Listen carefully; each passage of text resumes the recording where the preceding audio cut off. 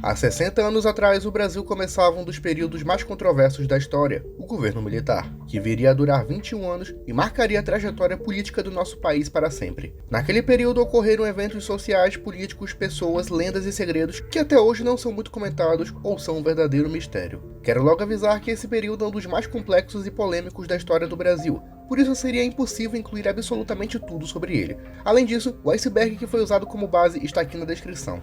Já peço que deixe o seu like, se inscreva no canal e ative o sininho de notificações, já que isso ajuda com que o vídeo chegue a mais e mais pessoas. Sem mais delongas, vamos ao vídeo.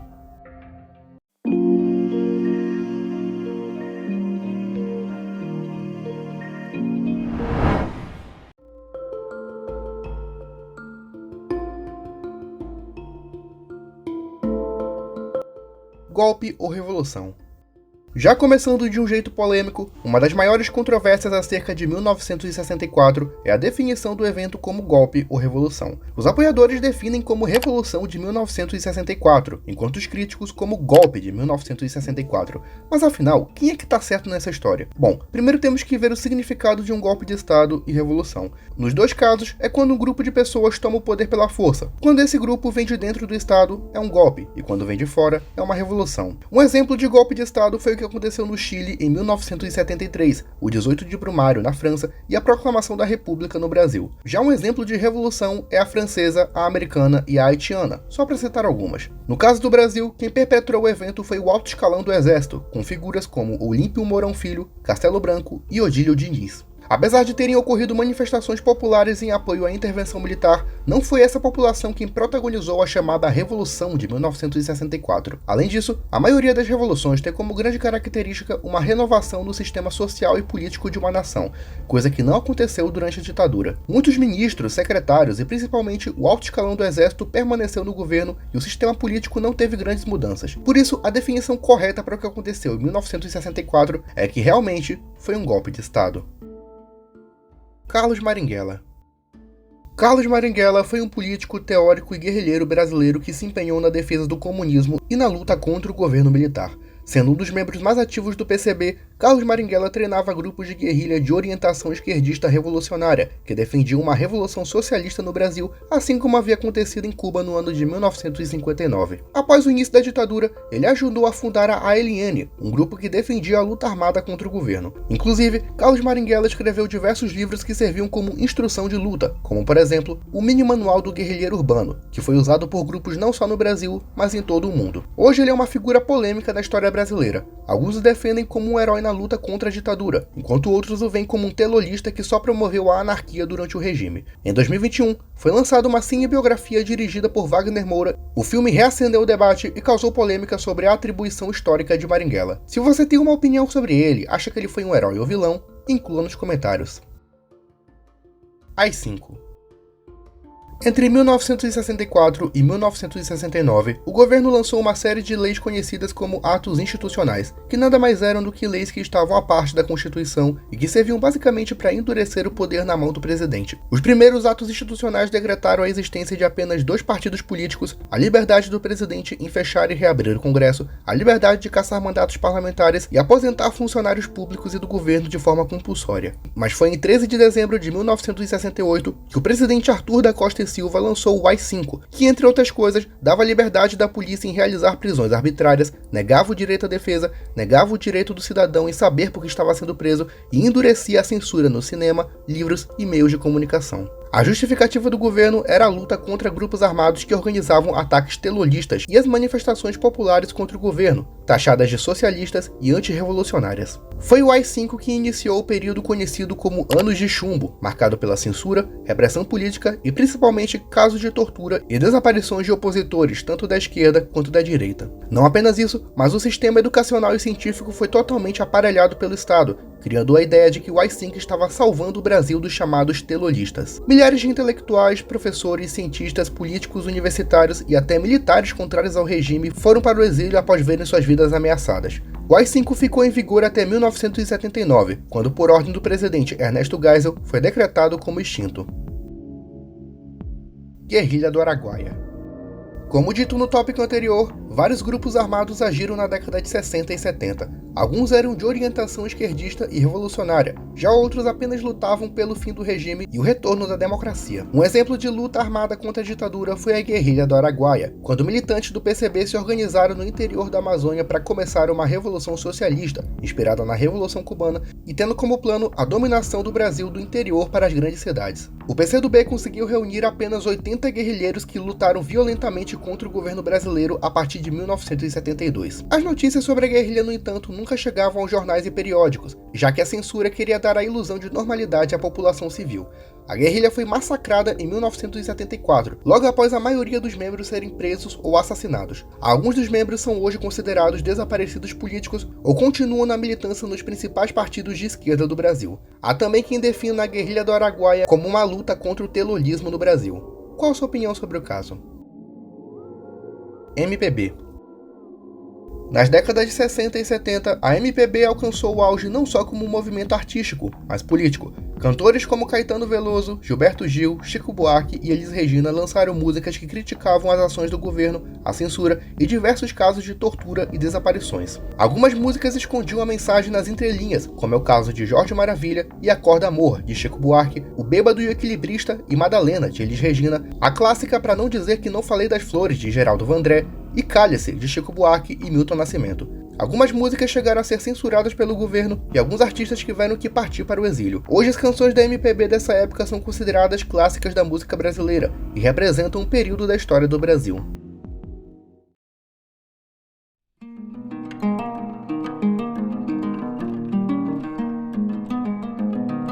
Operação Brother Sun. No contexto da Guerra Fria, os Estados Unidos mantinham a hegemonia ideológica e cultural no continente americano, mas depois da Revolução Cubana de 1959, o Tio Sam começou a temer a instauração de novos regimes socialistas na América, principalmente no Brasil, que é o maior e mais populoso da América do Sul. Na década de 60, a embaixada norte-americana estava de olho nas ações do presidente João Goulart, que era taxado de socialista e esquerdista. Por isso começaram a apoiar grupos militares que queriam tomar o poder e cederam apoio logístico ao golpe. O embaixador Lincoln Gordon sempre mantinha contato com o presidente americano Lyndon Johnson, onde contava das mediações com o general Castelo Branco e os acontecimentos políticos do Brasil. Em março de 1964, o golpe começou a ser orquestrado, mas existia ainda o risco de que parte do exército de orientação legalista reagisse, e isso poderia provocar uma guerra civil no Brasil. No medo que o golpe pudesse fracassar, os americanos enviaram uma esquadra de navios, porta-aviões e destroyers na costa do Espírito Santo. Isso indicava que os Estados Unidos estavam dispostos a oferecer apoio militar no golpe se fosse preciso, e ainda apoio numa eventual guerra que poderia acontecer. No entanto, o golpe que ocorreu a partir da madrugada de 31 de março para 1º de abril foi um sucesso e o presidente deposto não resistiu em nenhum momento. A operação, que não chegou a ser executada, foi apelidada de Operação Brother Sun, e demonstra o quanto o governo norte-americano estava disposto a apoiar o golpe com medo de uma suposta ameaça comunista. Alguns áudios de conversas entre o embaixador Gordon e o presidente Lyndon Johnson se encontram disponíveis no YouTube e você pode ouvir caso queira. Coronel Ustra. Pela nossa liberdade, contra o Foro de São Paulo, pela memória do coronel Carlos Alberto Brilhante Ustra, o pavor de Dilma Rousseff. Em 2016, o então deputado federal Jair Bolsonaro homenageou o falecido coronel Carlos Alberto Brilhante Ustra, isso durante a votação para o impeachment da ex-presidente Dilma Rousseff. Esse acontecimento impulsionou a popularidade do ex-deputado, que chegou a ser presidente entre 2019 e 2023. Mas afinal, quem foi o coronel Ustra citado por ele? Carlos Alberto Brilhante Ustra foi um coronel do Exército Brasileiro, conhecido por coordenar o DOPS e o DOI-CODE, os principais órgãos de repressão durante a ditadura. Carlos Ustra foi um dos mais temidos torturadores do regime militar, responsável não só por organizar torturas, mas por estar presente em algumas sessões onde não apenas militantes eram presos, mas também seus familiares e amigos mais próximos. Carlos Ustra sempre defendeu o governo militar e o anticomunismo, chegando a lançar vários livros ao longo de sua vida e sempre respondendo ex-prisioneiros que o acusavam de tortura e assassinato. Ele foi um dos poucos a ser condenado pela justiça pelos crimes de violação dos direitos humanos naquela época, embora nunca tenha deixado de frequentar os clubes militares e o regime militar através de palestras e publicações. A memória do coronel foi reavivada por grupos de direita e apoiadores do ex-presidente Bolsonaro, que o consideram como um símbolo na luta contra o comunismo no Brasil, sendo também visto por alguns como um herói nacional. Carlos Lamarca. Carlos Lamarca foi um oficial do Exército Brasileiro que deserdou em 1969. Insatisfeito com os rumos que o regime militar havia tomado, revoltado com as ações tomadas após o AI-5 e inspirado em ideias socialistas, Carlos Lamarca roubou fuzis e armas do Exército e se uniu com a VAR Palmares, um dos vários grupos de luta armada contra o governo. Utilizando de sua experiência no Oriente Médio, ele auxiliou os guerrilheiros em assaltos a bancos, ataques a prédios públicos e no sequestro do embaixador suíço no Brasil. Por causa disso, ele foi considerado um traidor e o inimigo número 1 do exército, sendo caçado intensamente pelo DOPS e o DOI-CODE. Lamarca acabou sendo morto durante uma emboscada em 1971, tendo se tornado um dos mártires na luta contra a ditadura. Embora também exista o debate sobre se ele foi um herói ou um terrorista, assim como o caso de Carlos Marighella. O sequestro de Charles Burke.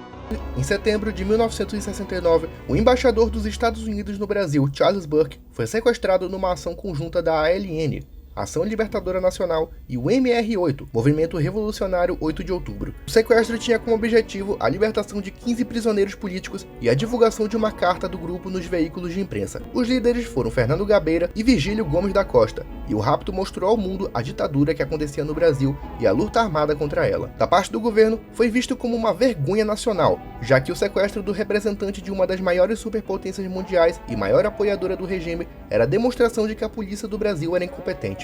O rapto deixou um abalo nas Forças Armadas também, já que muitos generais discordavam das exigências do grupo e queriam impor uma violenta caçada aos raptores. Após 78 horas de cativeiro, o governo libertou 15 presos, onde entre eles estava José Dirceu, que futuramente seria ministro do governo Lula. Charles Burke foi solto no dia 7 de setembro de 1969, dia da independência, e o evento foi a primeira grande derrocada do governo militar, que pouco depois empreendeu uma violenta caçada aos envolvidos. Um pouco da história do acontecimento foi contada no livro Que Isso, Companheiro?, de Fernando Gabeira, adaptado para o cinema em 1997 e dirigido por Bruno Barreto. Atentado ao Rio Centro. No começo da década de 80, a ditadura já enfrentava sérios sinais de desgaste e a linha dura já tinha ficado para trás. Mesmo assim, alguns generais do alto escalão queriam permanecer no poder com o apoio de parte da população, mas para isso era necessário mostrar que a esquerda revolucionária ainda era um perigo. Por isso, um atentado foi planejado para ocorrer no dia 30 de abril de 1981, perto do Centro de Convenções Rio Centro, onde estaria acontecendo um show pelo Dia do Trabalho. No entanto, a explosão aconteceu antes do esperado e acabou matando 2 soldados que iriam executar a ordem. Ainda assim, o atentado foi visto como um sinal de que os grupos armados dos anos 60 e 70 ainda eram uma ameaça. A mídia também divulgou o caso como um ataque terrorista, mas desde aquele momento a opinião pública não engoliu direito essa ideia. Muitas dúvidas e perguntas surgiram entre vários setores da população, que se perguntavam por que uma bomba explodiu justamente num carro perto e não dentro do show. Se perguntavam também o que militares estavam fazendo justamente naquele dia e no local, e o mais intrigante, alguns seguranças que alegaram ver 2 pessoas conversando e aparentemente planejando algo, sequer foram chamados para depor. Uma investigação foi aberta e chegou até o então diretor-geral do DOPS, o general Newton Cruz, que na época corroborou com a versão do governo. Mas alguns outros militares que prestaram depoimento deram informações contraditórias, o que gerou cada vez mais dúvidas na opinião pública. Anos depois, o general Newton Cruz afirmou que alguns membros do DOPS e do DOI-CODE realmente estavam envolvidos em falsos ataques pequenos, embora não tenha dito que aquele caso específico tenha sido um ataque de falsa bandeira. De qualquer forma, o atentado abalou a opinião pública acerca do regime, e a política de redemocratização começou a ficar cada vez mais forte. Força essa que culminou no movimento Diretas Já a partir de 1984.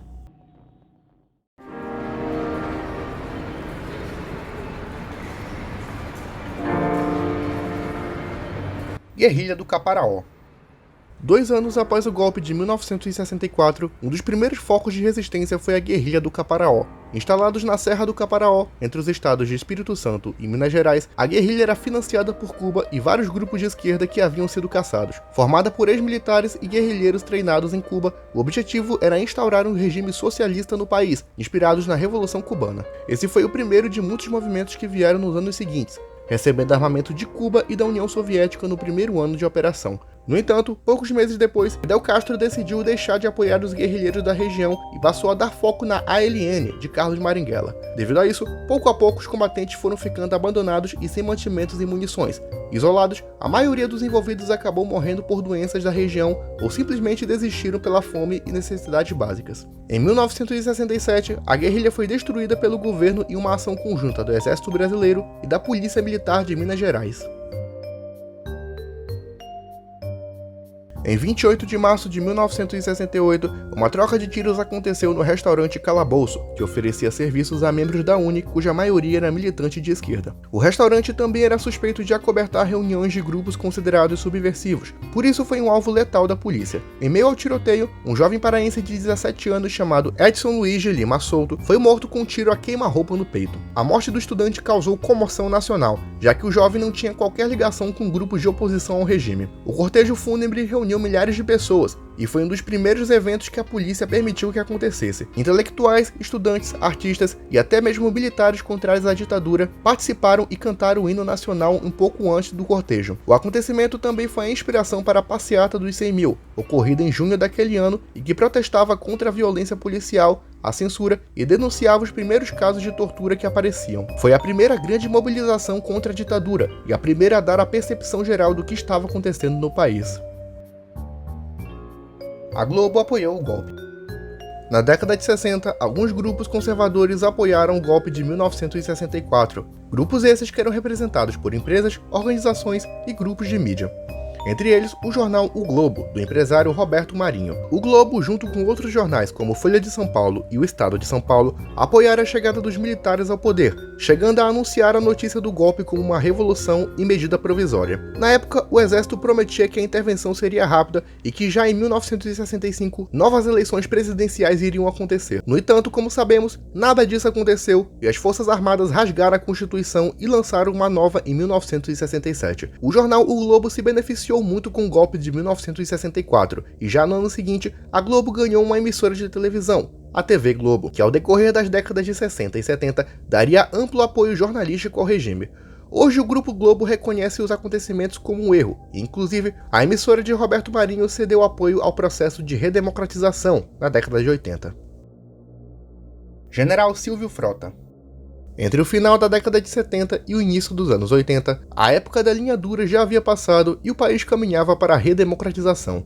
Um exemplo disso foi a Lei da Anistia, que possibilitou o retorno de exilados políticos em 1977. No entanto, a ala mais conservadora e reacionária do Exército ainda tinha um pensamento de que a permanência do regime era necessária. Um dos maiores expoentes desse pensamento foi o general Silvio Frota, que em 1978 fez uma verdadeira campanha para que fosse o próximo presidente do Brasil. Ele contou com o apoio de vários generais da linha dura, envolvidos com tortura, assassinatos e desaparições. Na época, o Congresso já era favorável ao general moderado João Figueiredo, por isso alguns militares do alto escalão estariam planejando um novo golpe de Estado, que teria como objetivo endurecer o regime e reforçar o AI-5. Sabendo de toda a ameaça que a presença dele poderia trazer, o presidente Ernesto Geisel demitiu Silvio Frota, que se retirou da vida pública no final da década de 70, mas continuou defendendo o regime e o AI-5 até o final de sua vida. Como curiosidade, Silvio Frota era tio-avô do ex-deputado e ex-ator Alexandre Frota.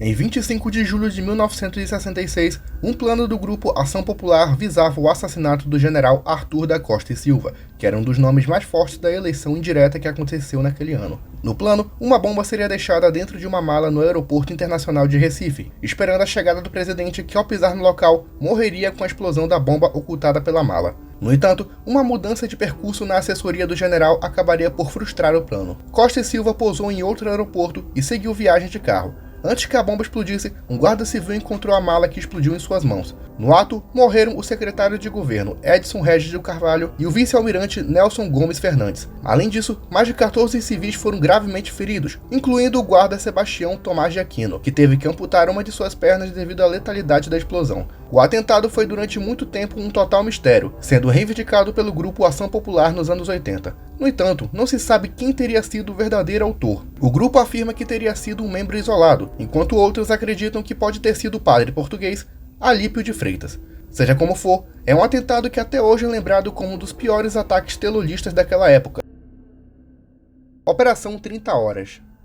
Nas décadas de 60 e 70, o Brasil era o maior aliado dos Estados Unidos na luta contra o comunismo na América do Sul. O exército brasileiro já havia sido enviado para auxiliar os americanos na intervenção militar da República Dominicana, e os Estados Unidos não hesitariam em apoiar o Brasil em qualquer outra intervenção em qualquer outro país. Em 1969, o embaixador brasileiro Aloísio Gomide foi sequestrado pelo grupo de extrema esquerda conhecido como Tupamaros, exigindo um pagamento em dinheiro em troca da liberdade. O governo uruguaio serviu como mediador com o governo brasileiro, mas o presidente da época, Emílio Garrastazu Médici, não descartava a possibilidade de invasão ao Uruguai. Para a sorte do país, a própria esposa do embaixador conseguiu mediar a situação e garantir a liberdade do marido. Apesar disso, essa não foi a única vez que um país platino foi quase invadido pelo Brasil.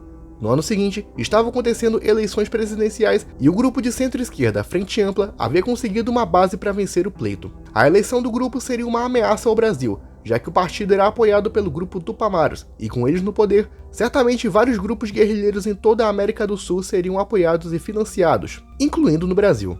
Com isso, o presidente Médici organizou as tropas em Uruguaiana e Porto Alegre, tendo direito a tanques de guerra, carros blindados e helicópteros de última geração. Eles invadiram o país por terra e mar e tomariam conta de tudo num prazo estimado de 30 horas. No entanto, antes que a possível invasão pudesse acontecer, foi anunciada a vitória de Juan María Bordaberry, um aliado do Brasil e dos Estados Unidos. Sendo assim, a invasão ao Uruguai foi cancelada. A morte de Castelo Branco.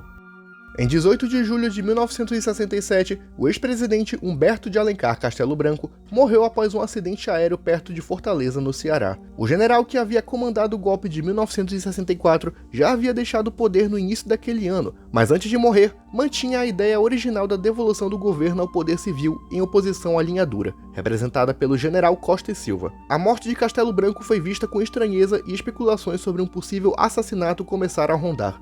Uma teoria afirmava que o senador gaúcho Daniel Krieger estaria envolvido no acidente, já que o mesmo havia apoiado o golpe, mas era contrário aos rumos que o regime estava tomando. Outra teoria diz que o já empossado Costa e Silva estaria totalmente envolvido no caso, já que apesar de ter sido aliado de Castelo Branco, era totalmente contra a redemocratização e o governo civil. Esse é um caso que levanta dúvidas e questionamentos até hoje, mas como já foi dito alguns tópicos atrás, é capaz de nunca sabermos da verdade absoluta. Ex-presidentes assassinados.